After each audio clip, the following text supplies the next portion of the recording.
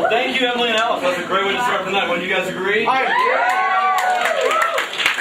Before we proceed, I do need to go over some safety procedures for tonight's performance. Firstly, should the actors appear to be in over their heads, flotation devices are located under your seats. Also, if the performers do just plain stink, an oxygen mask will be lowered from the ceiling. Please over your own nose and mouth and breathe normally, please. Wait till the show's over.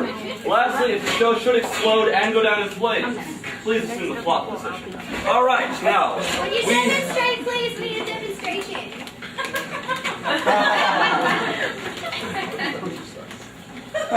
That's the flop position. All right, now I will check my notes here. We have coming up next. Andrew.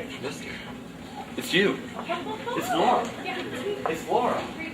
I'll take the floor here. Let's go. Big round of applause for Laura and.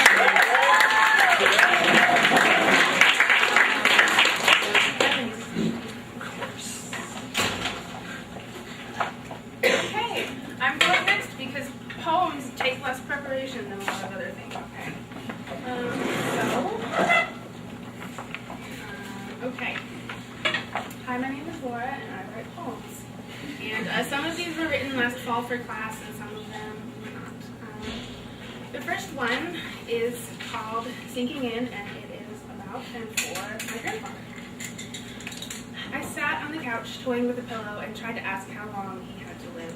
The word inoperable had me thinking in months in how could I get down to Alabama to see my grandfather one more time between school and a job and his trips to Ohio for treatment. It was easier to focus on something more specific. He couldn't die before I got married, and that day was years in the future. No matter what I felt about his need to make me ride roller coasters and carry our freshly caught fish back up the hill to be cooked, I had never even questioned that he would be the one to do the ceremony. He was the only minister I'd ever really known. Home in his polo shirt, I could look at him and see us dancing, me standing on top of his shoes, swinging through the kitchen at Christmas. Sitting across from me, my mother was afraid to speculate now about time frames and success rates, and really, the truth was that not one doctor could tell us anything concrete.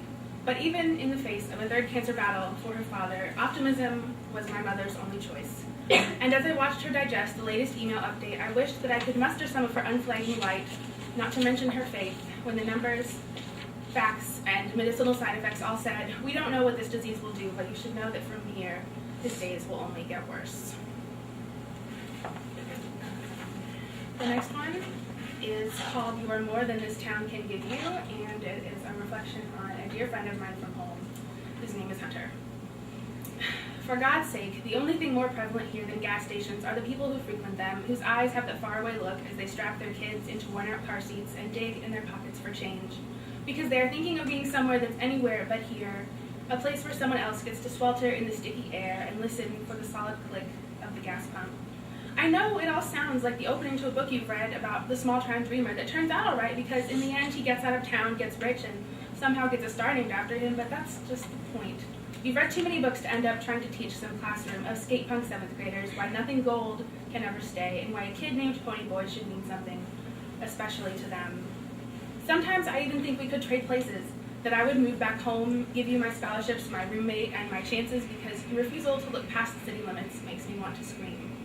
But I couldn't, and if I did, I'd want to take it all back. And maybe I'm too selfish, but I want to be the one peeling out from the gas station, counting up my miles on the way out of town. Alright, next is one called In Which My Life Becomes a Redux of My Parents' Favorite College Story. It was a breezy 64 degrees yesterday, the last day of winter. The park was so crowded that we parked in a ditch across the street, leaning a little too much to the right. The Frisbee got stuck in a dead oak tree 3 times, but somehow it was never my fault. No matter how many times Mom tells the story, it is always 72 degrees. Guys in cut-off jeans are always sunbathing, mouths agape, asleep, heads propped up on oaks dangling their leaves. All the windows were open, she tells me. I knew the cold front was too close for that dress, even with the sweater, even for so short an outing. But there I went, one knee with its dried blood, skin too rough, razor too quick. The navy patterned flowers kept me warm, hugged my waist in the wind as I ran back home. This was the year she still played with the impromptu folk singers. My mother cradling the acoustic guitar a summer of trail building bought her. Peter, Paul, and Mary covers on the quad as she would have walked 500 miles, hair still long in the dark. The rain fell in fast sheets against my door windows that night. fell past freezing until every fresh blossom of the redbud tree was refracting the icy morning sun. No one had believed the forecast, and as I scraped the ice from my windshield, two boys sailed by, riding their sleds in shorts. Mom said that she woke up to 2 feet of snow, drifts building up on top of open windowsills and melting into the window heating units. I imagined her wrapping up in the scarf and hat her parents brought back from Ireland, pulling my dad out of bed and snowshoeing through the streets of sleepy downtown Grinnell. She remarks that even to this day, she's never had a blizzard on her birthday. And this one is about my brother David, and it is properly titled, Talking to David. Talking to you was always dangerous. I was short and your temper even shorter. Remember when Mom came running back from chatting with the neighbors to find us, faced off screaming back and forth in the living room? I knew I was mad, but I never thought our voices could carry that far. If you would have just let me practice for my piano lesson without cranking up the volume on the TV, we wouldn't have had a problem in the first place. I used to sit in the basement hoping that you would ask me to race you in Mario Kart, and maybe it made me a pest. But it wasn't like I could say I loved you like I could with Mom and Dad. At least I knew the purpose, right? When you started high school and learned guitar, I got one lesson. My hands were too small and I just couldn't stretch them far enough. You called me hopeless, but still let me sing vocals for you. Sometimes. One Thanksgiving, you took me to a concert. Crowded with loud girls in short skirts, I think we both felt out of place. When those guys weaseled into our front row spots, we agreed that if there hadn't been a bouncer, you could have taken them both. Later, it was clear that the view from the balcony was better anyway. And then you were in college, and I was missing what had barely begun. Somewhere along the way, I stopped talking so loudly, and living in the dorm sensitized you to smells much worse than nail polish. I started caring about the bands you liked, and you started to ask when my first book would come out. When you started calling just because you were bored, I didn't understand. I don't think it had ever occurred to me that we could be friends.